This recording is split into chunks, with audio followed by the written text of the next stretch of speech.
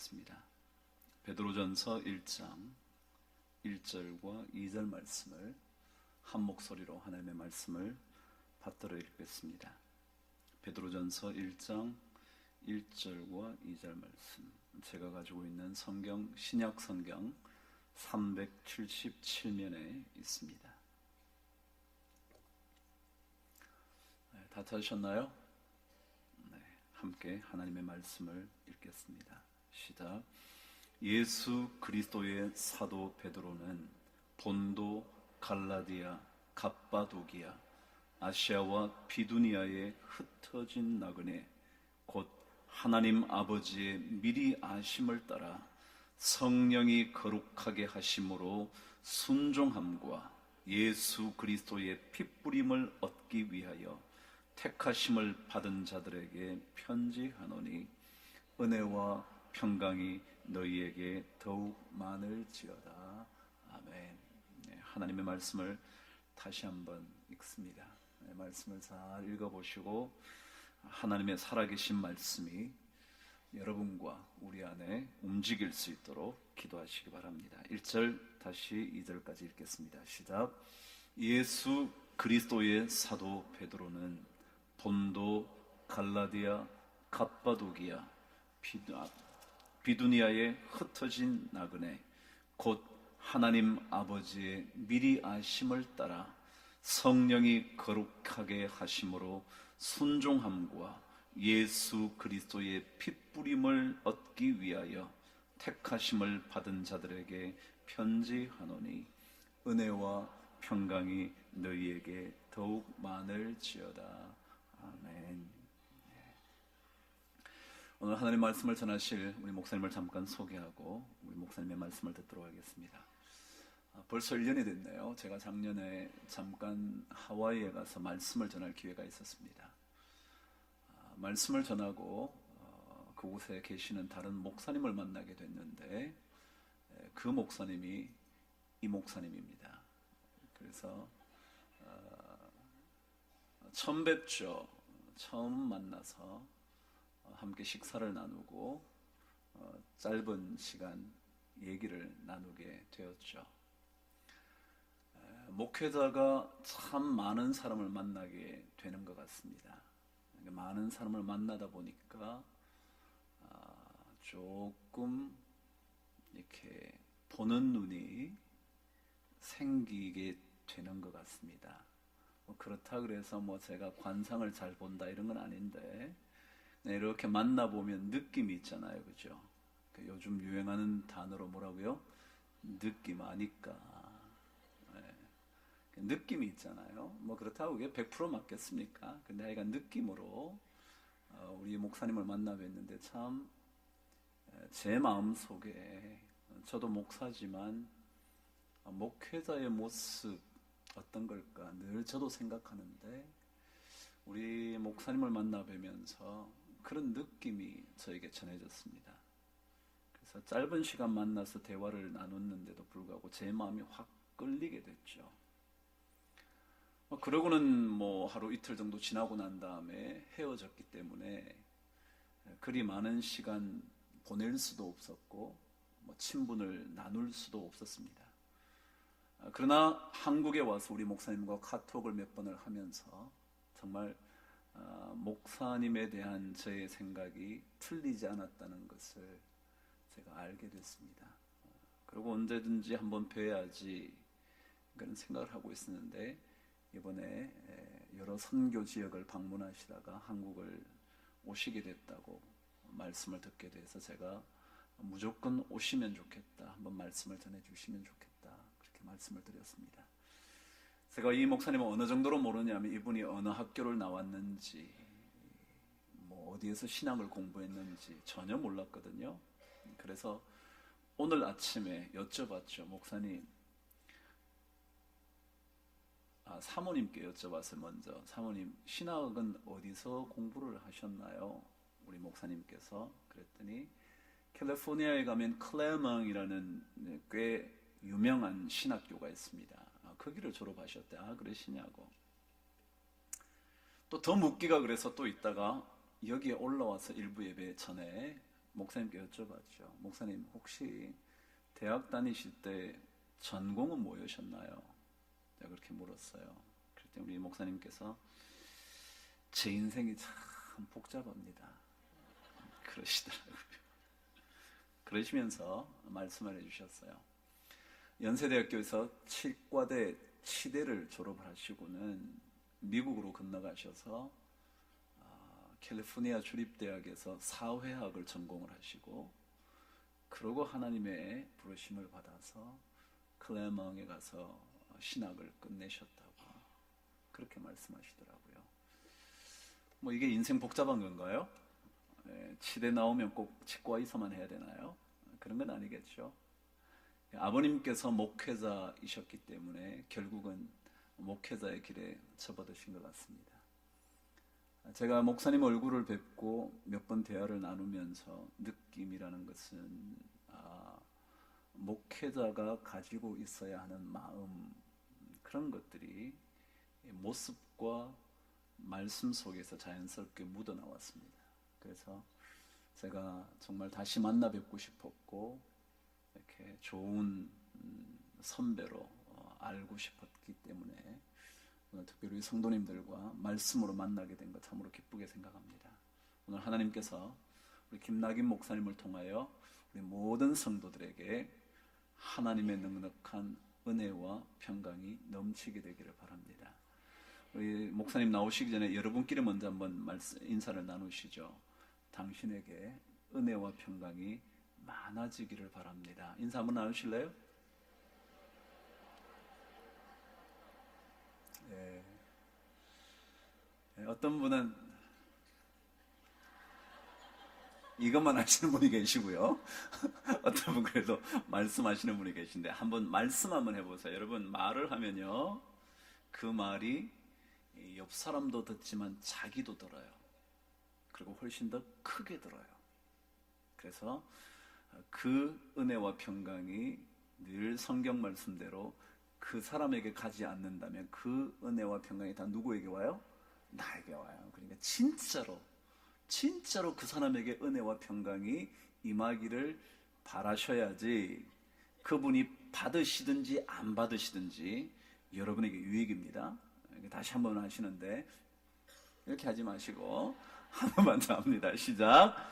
하나님의 은혜와 평강이 정말 많게 되기를 간절히 바랍니다. 할렐루야. 우리 김낙인 목사님 모실 때 큰 박수로 환영해 주시기를 바랍니다. 김 목사님 모시겠습니다.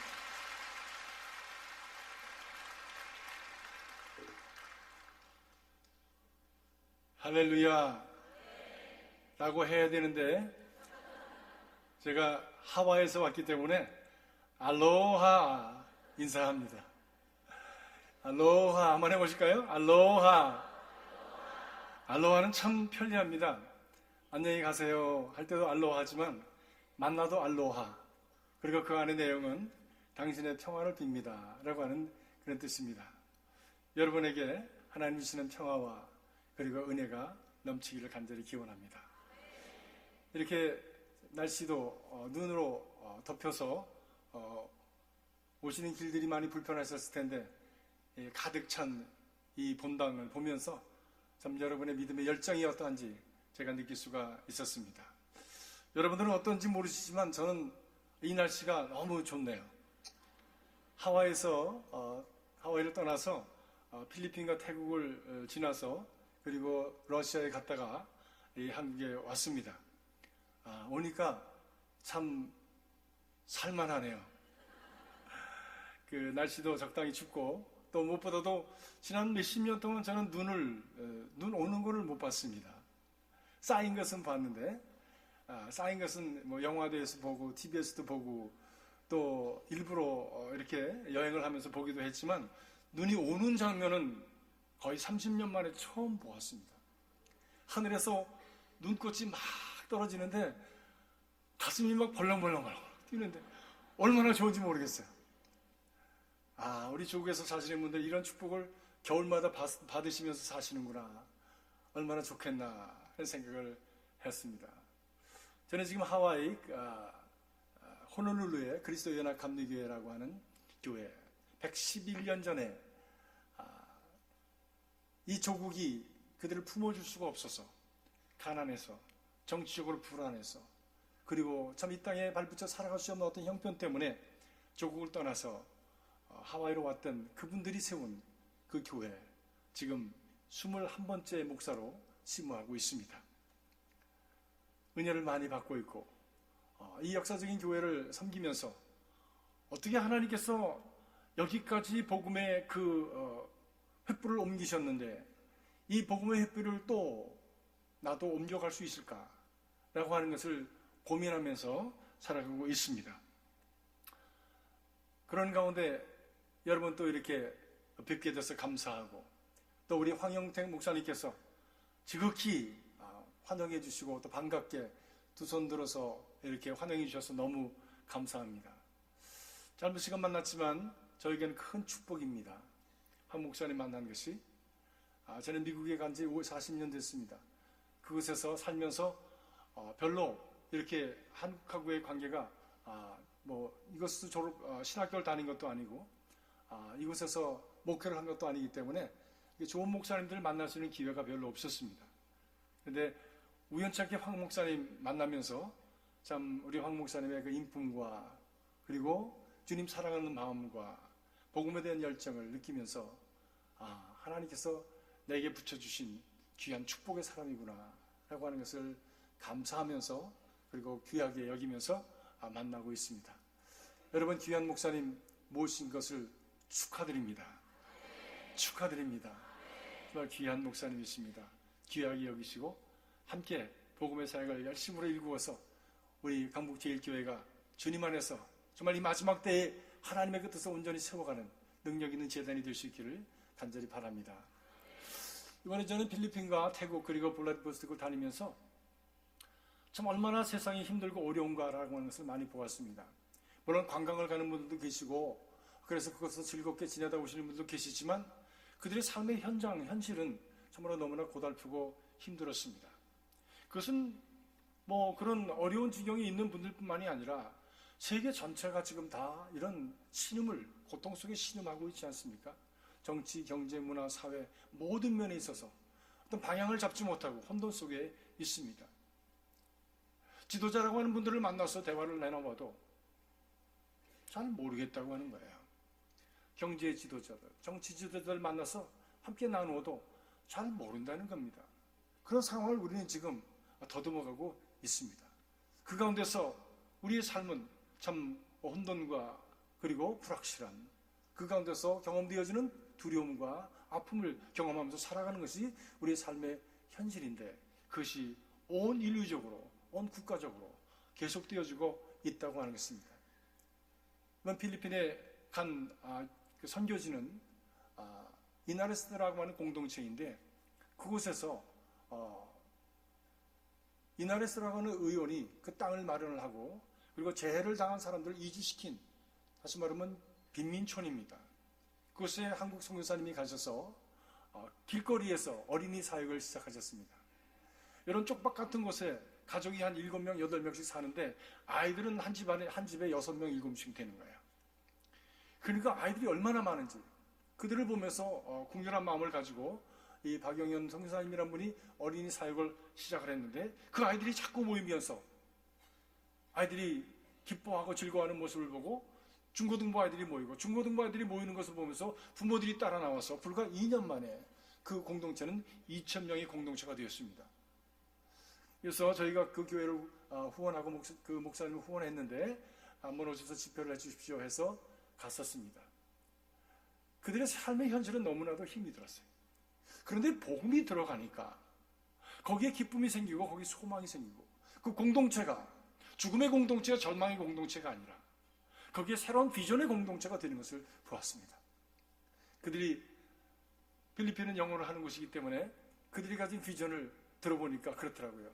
우리는 영어를 하지 않습니까? 이제 여기에서 우리가 훈련을 받으면 선교적인 사명을 가지고 밖으로 나갈 것입니다. 필리핀은 국가적으로 적어도 10% 정도를 해외로 나가게 해서 해외에 있는 외화를 벌어들이는 것이 우리 국가적인 그런 계획입니다. 우리가 그것의 일환으로 가서 중동으로 또는 열악한 지역으로 가서 그들 가정으로 들어가서 가정부로 또 일꾼도 일을 하면서 공식적으로는 예배드리지 못하고 공식적으로는 우리가 전도하지 못하지만 그 개인, 어떤 그 중동의 부잣집에 들어가서 중동의 어떤 개인집에 들어가서 저들의 영어를 가르쳐주면서 믿음으로 저들을 잘 섬기면 저들을 복음화할 수 있는 그런 길이 열려지게 됩니다. 참 멋있는 비전이더라고요. 멋있는 비전이더라고요. 그 얘기를 듣고 아프리카에 있는 어느 선교사님께서 그 아이들 훈련되어지면 우리 아프리카에도 좀 보내주십시오. 케냐, 탄자니아 이런 곳으로 보내주십시오.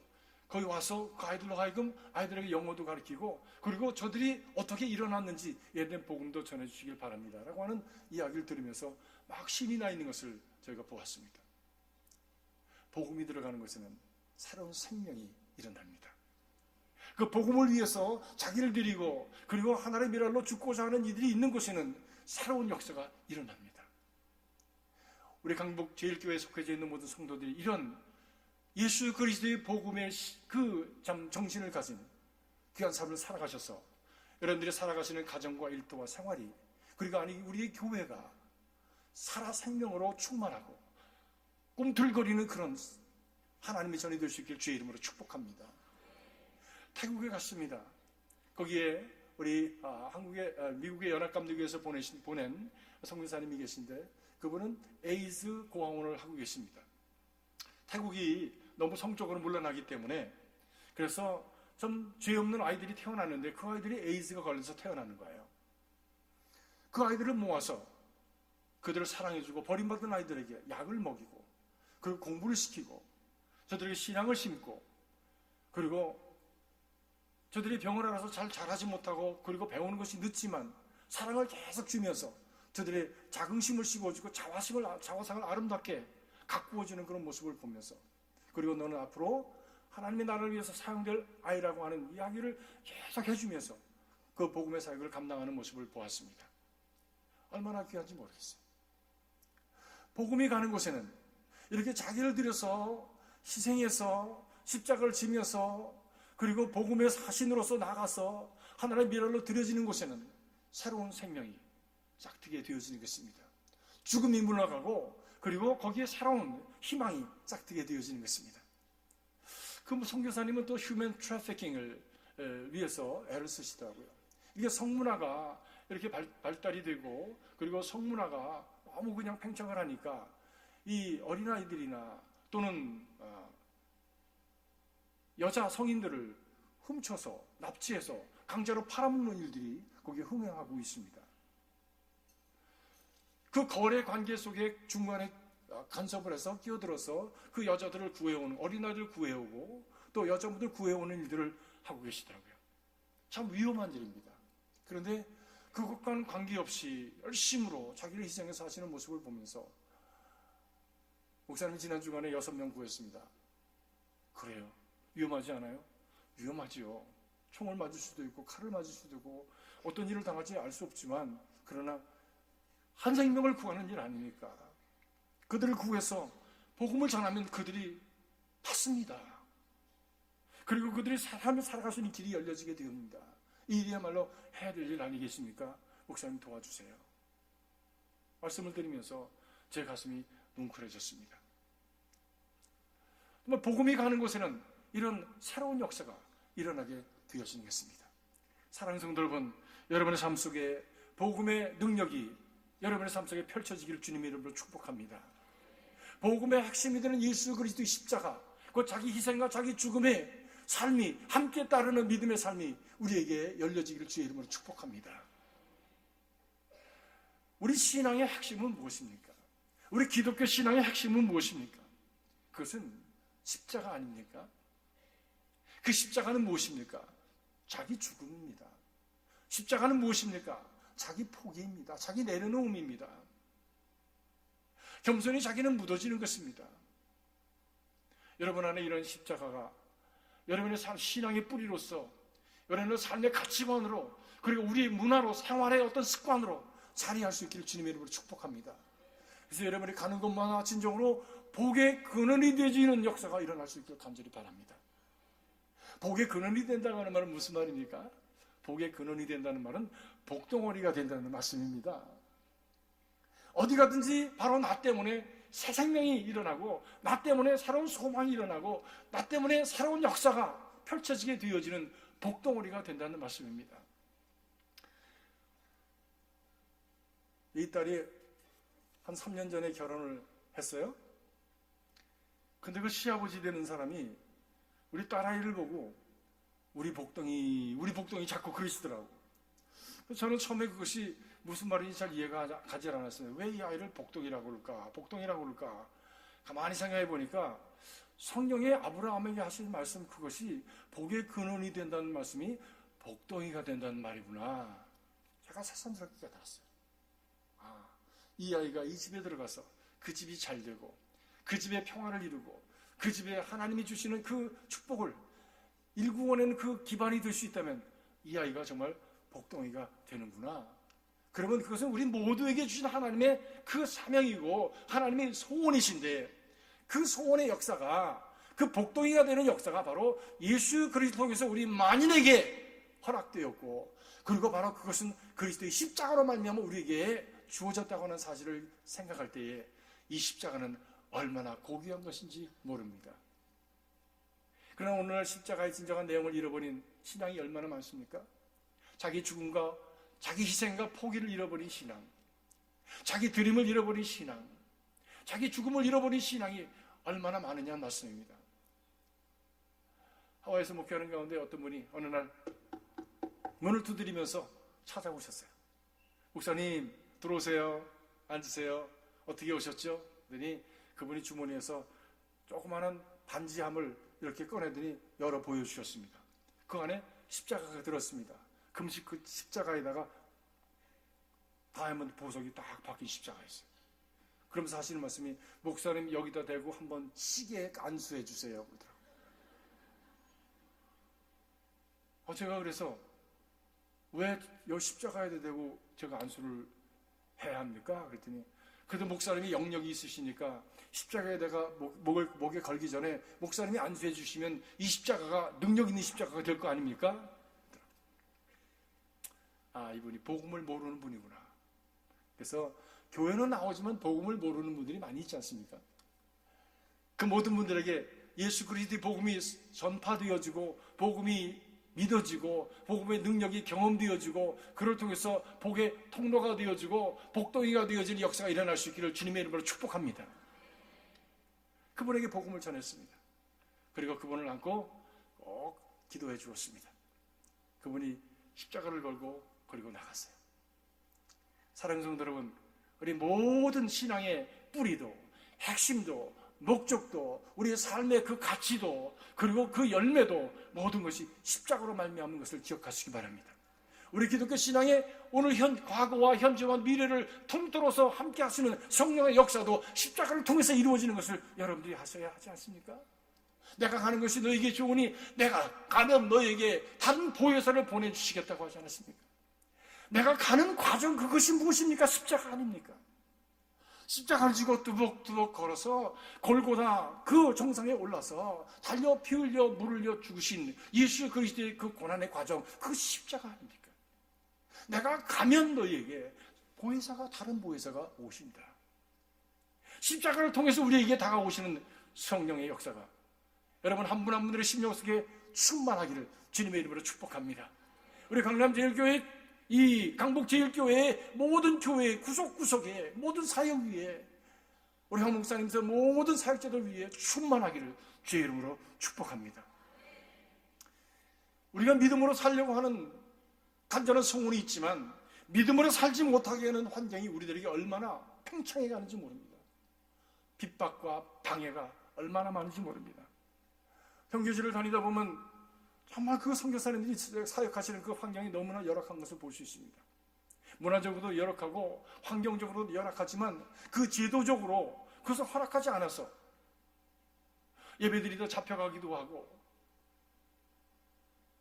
복음을 전하다가 그만 추방당하기도 하고 이런 일들을 경험을 합니다.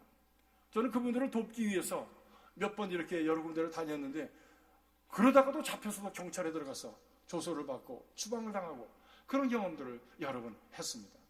얼마나 반복음적이고 반신앙적이고 반기독교적인 그런 참 흐름들이 오늘 우리 주변에 우리 환경 속에 있는지 모릅니다.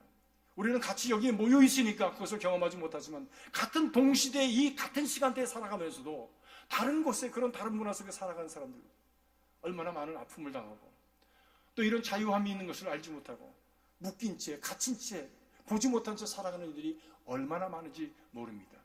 사랑하는 성도 여러분, 선교사님들을 위해서 기도해 주시기 바랍니다.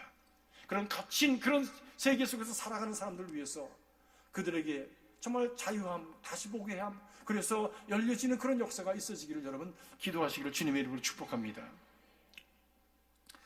우리가 신앙을 갖는다고 하는 것은 어떤 의미를 갖습니까?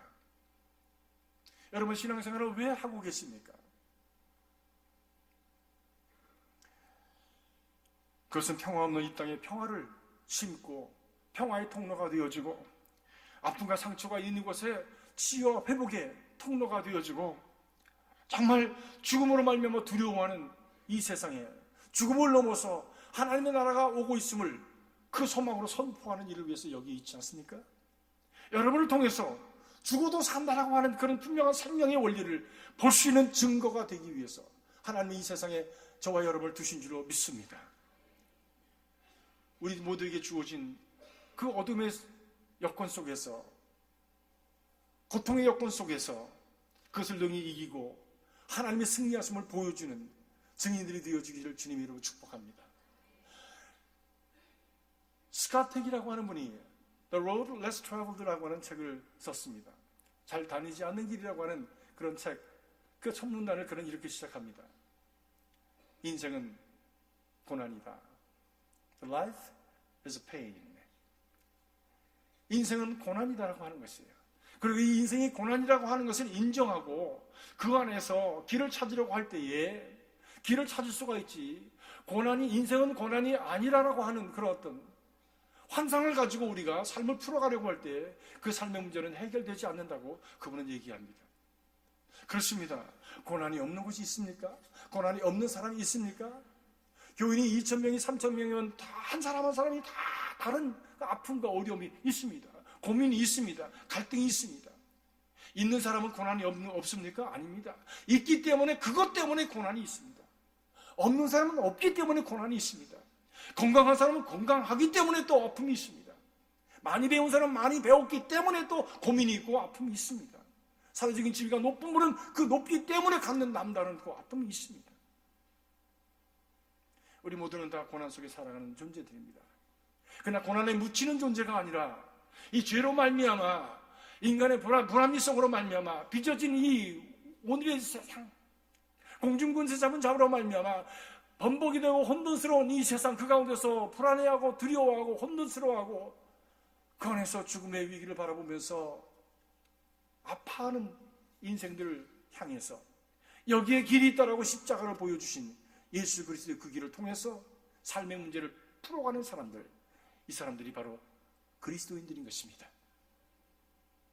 사랑하는 성도 여러분, 예수 그리스도의 십자가를 든든히 붙드는 우리 모두가 될 수 있기를 간절히 바랍니다. 태국을 거쳐서 블라디보스톡으로 갔습니다. 오래간만에 경험하는 추위였습니다. 내리니까 마이너스 15도더라고요. 그리고 그 체감 온도가 25도가 되는데 금방 살이 떨어져 나가는 것 같았습니다. 그런데도 잠깐 동안은 짱한 게 얼마나 정말 신이 나는지, 얼마나 기분이 좋은지, 야, 추위라는 게 이런 거구나. 저는 추위를 몇십 년 만에 처음으로 경험을 했습니다. 그곳에 간 이유가 있습니다. 아니, 이 겨울에 왜 러시아를 가? 우리 교인들도 그런 말씀을 하셨어요. 그래서 제가 말씀을 드렸어요. 이런 이유 때문에 제가 가야만 합니다. 가보고 싶습니다.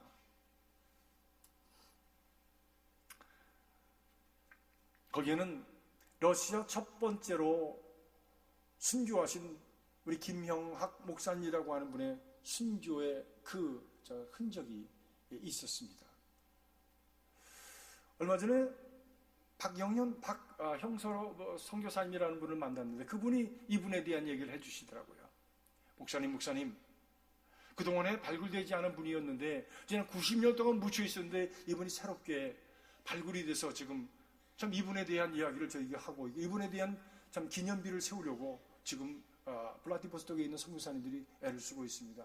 하면서 그 얘기를 해주시는 거예요. 우연히 그분을 알게 되었다고 하는 것이에요.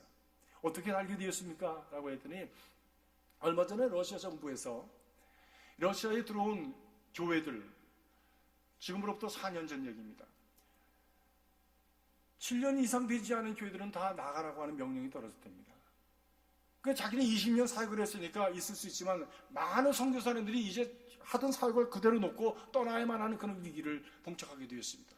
또 함께 연합해서 하던 모든 사역이 다 망가지게 된 것입니다. 그래서 거기서 살고 있는 선교사님들이 모여서 좀 염려를 갖고 걱정을 하지만 아무 해결책이 없는 거예요. 힘이 없는 거예요. 그러던 중에 박 선교사님이 한국에 나오셨다가 마침 초등학교 동창회를 참여하게 되셨답니다. 고등학교 그 동창회에 참석해서 옆에 있는 동창하고 얘기를 하다 보니까 여자 동창인데 그 동창이 자기가 러시아 선교사인 것을 알고선 우리 할아버지도 러시아 선교사였는데 그렇게 얘기하시더라고요. 응? 아니 러시아 선교사가 할아버지가 러시아 선교사라고 하셔서 그런 일은 들어본 적이 없는데 아니야. 우리 할아버지가 1920년대 블라디보스톡에 가셔서 선교하시다가 거기서 돌아가셨어. 얘기했어요. 눈이 번쩍 띄었답니다. 그래서 블라디보스톡으로 돌아와서 고문소 그 박물관에 가서 그 도서관에 가서 고문서를 다 찾았더니 그분의 기록이 나오더라는 거예요. 그래서 참 그분의 기록을 가지고 정부에다가 우리는 10여 년 전에 들어온 사람들이 아니라 이미 90년 전에 이미 들어와서 여기서 활동을 했습니다.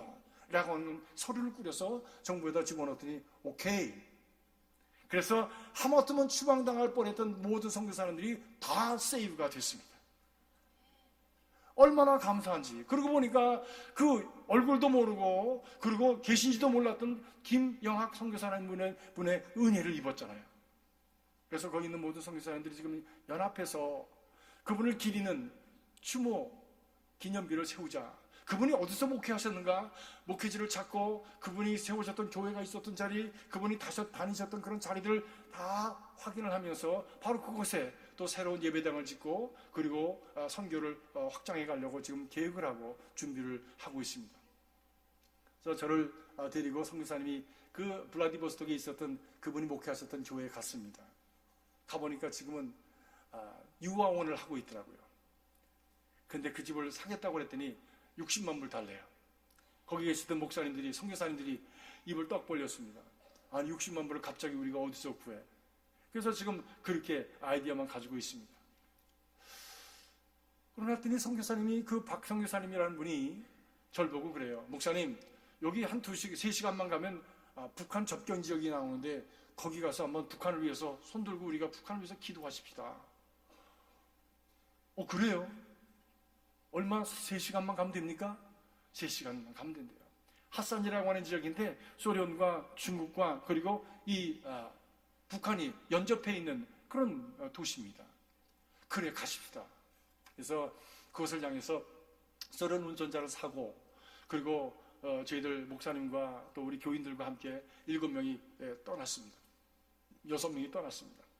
3시간을 지나서 어느 한 곳에 도착을 했더니 선교사님이 그러시더라고요. 목사님 이곳이 또 다른 그 김영학 선교사님이 사역하시던 곳입니다. 여기 지난번에 왔다가 주인을 못 만났는데 여기 지금 그분이 사역하시던 곳에 또 다른 그런 교회가 있습니다. 교회 자리가 있는데 한번 보시겠습니까? 그러십시다. 그래서 그 교회 자리라고 하는 것을 갔더니 큰 집이 지어져 있고 천문이 쾅 닫혔어요. 그래서 문을 두드렸습니다. 계십니까? 계십니까? 두드렸더니 소리가 없어요. 또 두들겼습니다. 소리가 없어요. 그 박성교사님께서 하시는 말씀이 지난번에도 왔다 못 만나고 갔는데 이번에도 못 만나는 모양입니다. 라고 돌아서려고 하는데 철문이 척 열리더니 사람 하나가 툭 나왔습니다. 그래서 돌아서서 보니까 글쎄 한국 사람이에요. 그 러시아 마을에 한국 사람이 있더라고요. 그래서 저는 이분이 까레이시겠구나. 조선족 러시아인이겠구나 라고 생각하고 뭐라고 얘기를 해야 되는지 서로 얼굴만 쳐다보고 이렇게 있는데 그분이 저희들을 쳐다보더니 하는 얘기가 한국에서 오셨습니까? 그러시는 거예요. 얼마나 깜짝을 놀랐는지 말투가 완전히 평안도 사투리를 하시는 겁니다. 미국 사람이구나. 단박에 알아차리고, 예, 저희가 한국 사람입니다. 그런데 저희는 사실은 미국에서 왔습니다. 이분은 카나다에서 오고요. 이곳에 교회가 있었습니다. 옛날에. 이 교회 자리인데, 교회 자리가 어떻게 생겼는지 한번 보려고 좀 구경하고 싶은데, 좀 한번 직구경 해도 되겠습니까? 그랬더니 위아래를 막 째려보더니 들어오시라고요. 그래서 그 집에 들어갔습니다. 근데 한국 사람들은 참 이 정이 있어서 손님 대접하기를 좋아하더라고요. 그렇게 해서 만났는데도 불구하고 집으로 돌아오고 추우니까 차 한잔 마시라고 해서 차 마시려고 앉았다가 거기서 점심도 먹고, 그리고 거기서 같이 노닥거리고, 그리고 인생 얘기하고 지나온 얘기하다가 그만 과거를 다 얘기하게 됐습니다. 이분은 탈북자세요.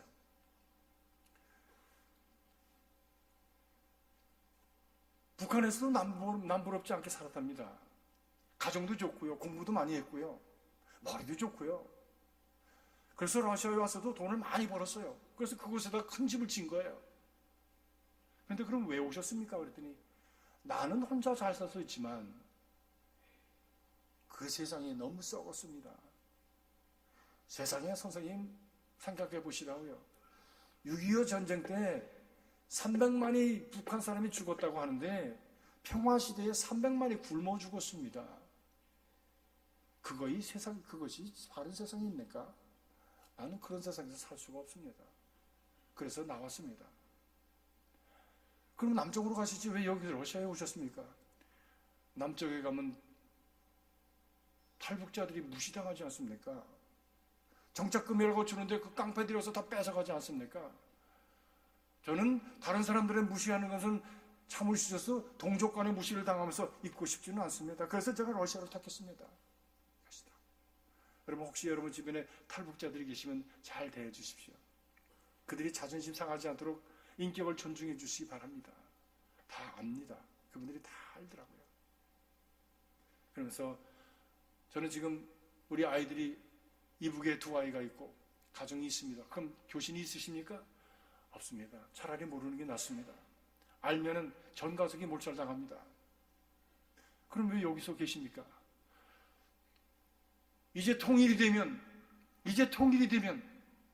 그 아이들이 2시간만 넘으면 여기로 오니까 여기에서 같이 살려고 집을 짓고 지금 기다리고 있습니다.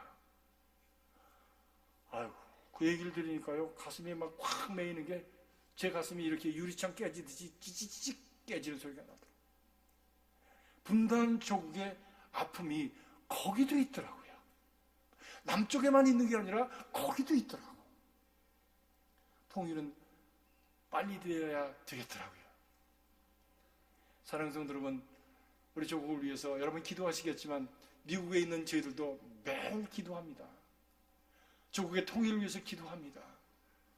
우리 민족이 하나 되는 것을 위해서 기도합니다. 무엇보다도 조국이 통일되기 이전에 교회가 하나 되게 하옵소서. 성도들의 마음이 하나 되게 하옵소서. 그래서 통일의 주체가 되게 하시고 앞장서 달려가는 하나님의 백성들이 되게 하여 주시옵소서.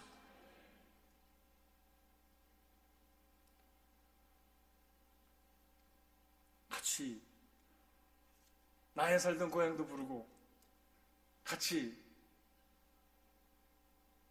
한국 노래 부르면서 식사하면서 그분을 붙들고 함께 기도해 주었습니다. 눈가에 눈물이 맺혔어요. 그리고 이제 떠나겠다고 했더니 그 시간이 벌써 오후 3시쯤 됐어요.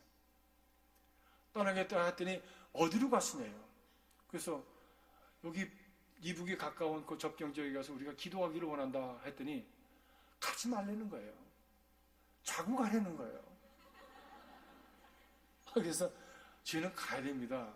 갔다가 집에 가야 되니 여기서 잘 수가 없습니다. 다음에 또 비행기 타고 가야 되기 때문에 갈 수가 없습니다. 했더니 하시는 말씀이 지금 거기가 굉장히 예민합니다. 소치 올림픽 때문에 테러가 있고 그래서 이 국경 수비가 굉장히 예민하다는 겁니다. 정 가시 되겠다면 제가 동행하겠습니다. 그러더라고요. 저는 그 뜻이 무슨 뜻인지 몰랐어요. 가서 알았습니다. 한 2시간여를 달려서 하산이라고 하는 지역을 도착했는데 국경지역이라 변방지역이라 너무나 열악했습니다. 간판도 없고요. 어디로 가라는 표지판도 없고요. 그래서 어디쯤 되는지 몰라서 우왕좌왕하고 어디다 차를 대고 기도해야 되는지 기도자를 찾고 있는데 갑자기 까만 차 한 대가 스포츠카가 저희들의 앞뒤를 탁 막았습니다.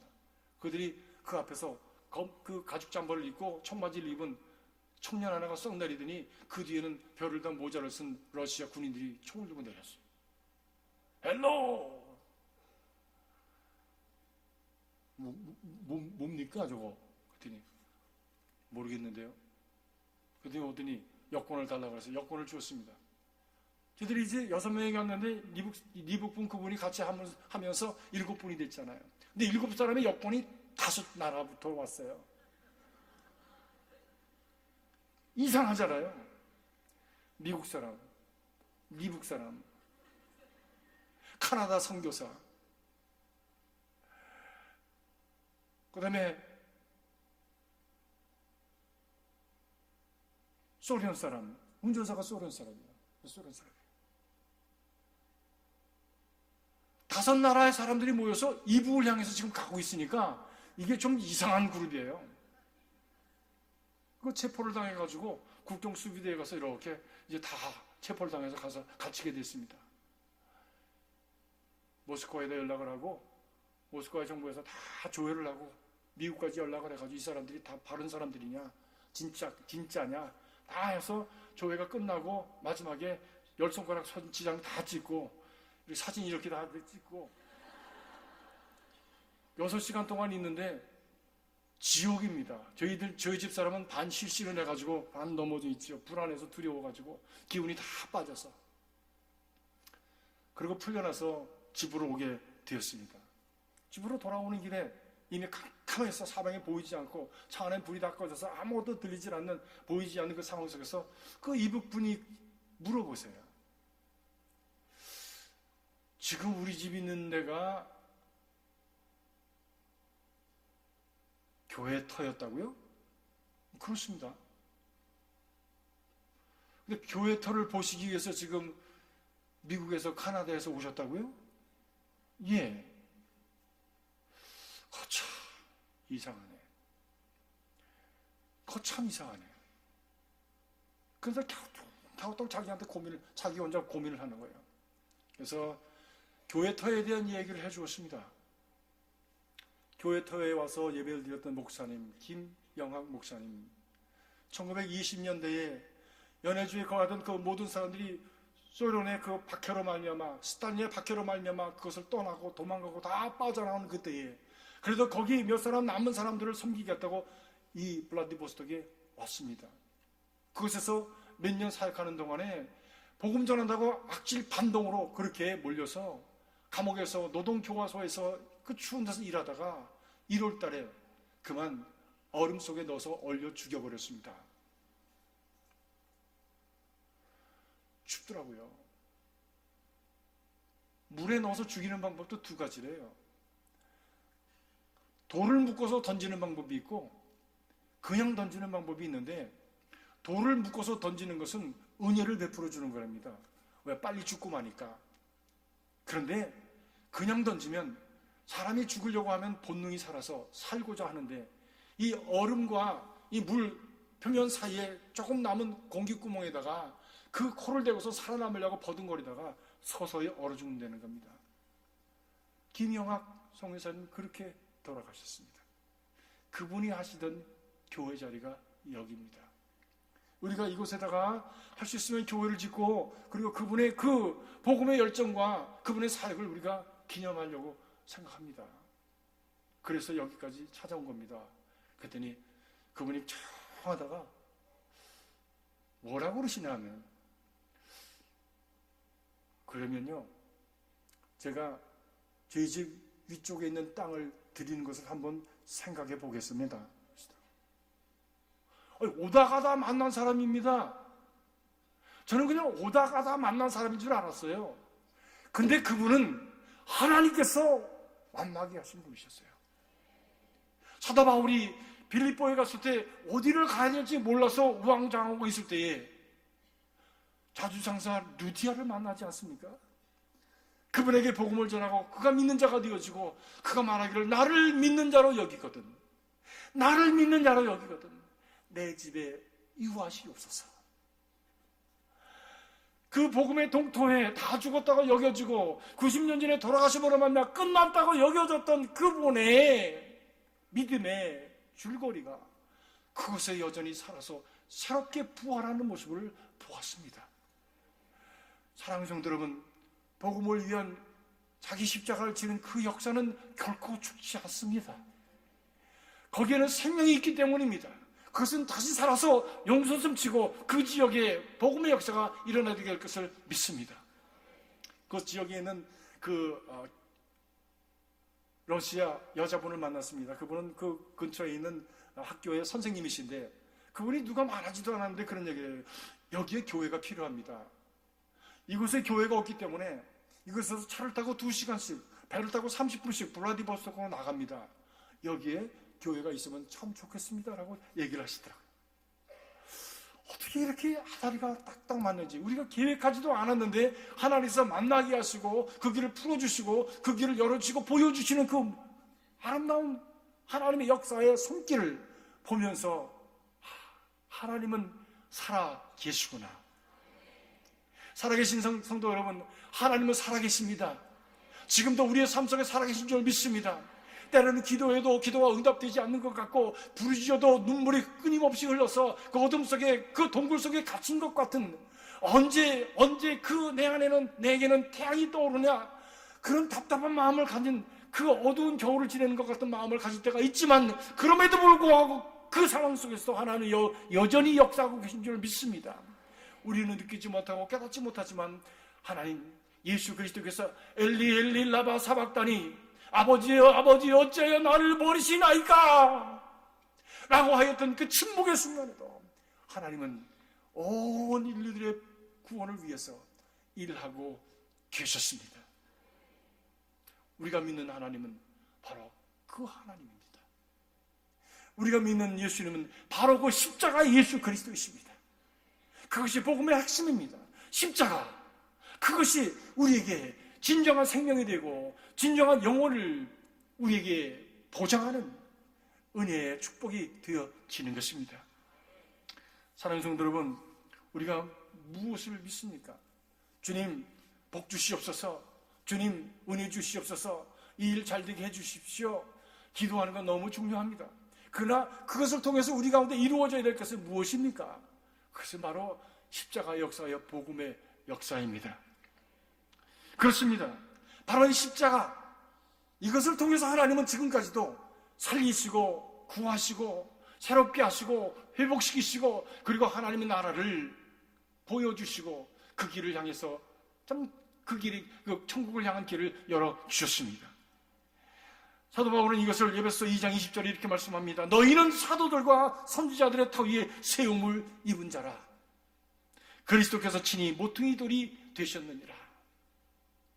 우리 교회가, 우리 신앙이 바로 이렇게 사도들과 선지자들, 곧 자기를 들여서 복음을 위해서 죽어간 사람들, 십자가를 지기 위해서 피 흘린 사람들, 바로 그들 터 위에 우리 교회가 서 있고 우리 복음이 서 있고 우리 믿음이 거기에 서 있다라는 말씀입니다. 그리고 그것의 시작은, 거기에 핵심은 바로 예수 그리스도시라는 말씀. 복음 때문에 핍박을 받고 반신앙적이고 반하나님적인 그런 세상에서 하나님을 바라보며 살아갔던 사람들은 다 아픔을 겪었습니다. 어려움을 겪었습니다. 그것을 히브리서 기자는 11장 36절 이후에 이렇게 말합니다. 어떤 이들은 조롱과 채찍뿐 아니라 결박과 옥에 갇히는 시련을 받았으며 돌로 치는 것과 톱으로 켜는 것과 시험과 칼로 죽임을 당하고 양과 염소의 가죽을 입고 유리하며 궁핍과 환난과 학대를 받았으니 이런 사람들은 세상이 감당하지 못하느니라. 그들이 광야와 산과 동굴과 토굴에 유리하였느니라. 오늘 우리가 읽은 본문 말씀, 베드로가 흩어져 있는 디아스포라들에게 쓴 말씀이라고 성경은 말씀합니다. 본도, 갈라디아, 갑바도기아, 아시아와 비두니아에 흩어진 나그네, 오늘로 말미암은 터키 지역입니다. 그것에 가보았습니다. 그들이 살았던 동굴을 가보았어요. 이곳에서 어떻게 살 수 있었을까? 지하 동굴에 가보았습니다. 그곳에서 몇백 년을 살아서 어떤 사람은 그곳에서 태어났고, 그리고 그 눈을 쓰지 않아서 눈이 아주 퇴화해 버린 사람들도 많았답니다. 무엇 때문에? 복음 때문에. 무엇 때문에? 십자가 때문에. 무엇 때문에? 믿음을 지키기 위해서 거기에 살았던 것이에요. 그들을 격려하고 이겨라, 낭망하지 말아라, 인내해라고 하는 격려를 주기 위해서 사도 베드로는 그들에게 이 복음을 쓰고 있지 않습니까?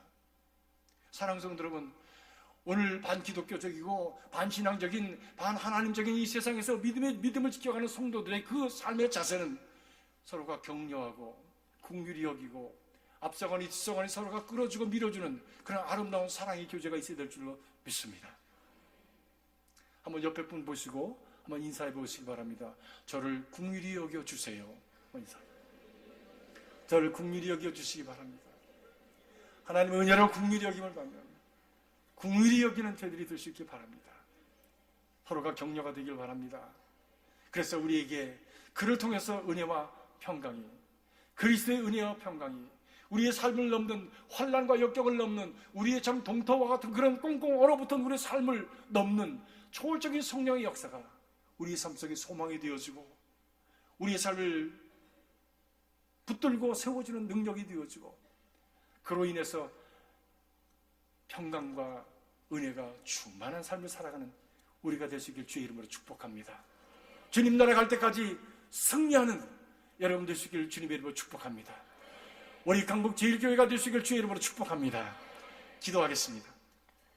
살아계신 아버지 하나님, 부족한 종이 함께 겪은 간증을 말씀과 더불어 나누었습니다. 주님, 동토에 역사하신 하나님의 그 은혜를, 그리고 지금도 살아계셔서 우리 가운데 주의 나라를 이루시기 위해서 믿음의 사람들을 부르시고 그들에게 예수 그리스도의 보혈로 뿌리셔서 하나님의 그 소원을 이루어 가시는 귀하신 은총을 저희들이 바라봅니다. 성령의 역사가 예수 그리스도의 보혈을 통해서 우리 가운데 충만케 하시고 세상이 감당할 수 없는 능력, 승리하는 삶을 살아가도록 역사하여 주시옵소서. 하나님의 함께 하심으로 저들 가운데 은혜와 평강이 더욱 넘치는 귀한 삶이 있게 하여 주시옵소서. 예수님의 이름으로 기도하옵나이다. 아멘.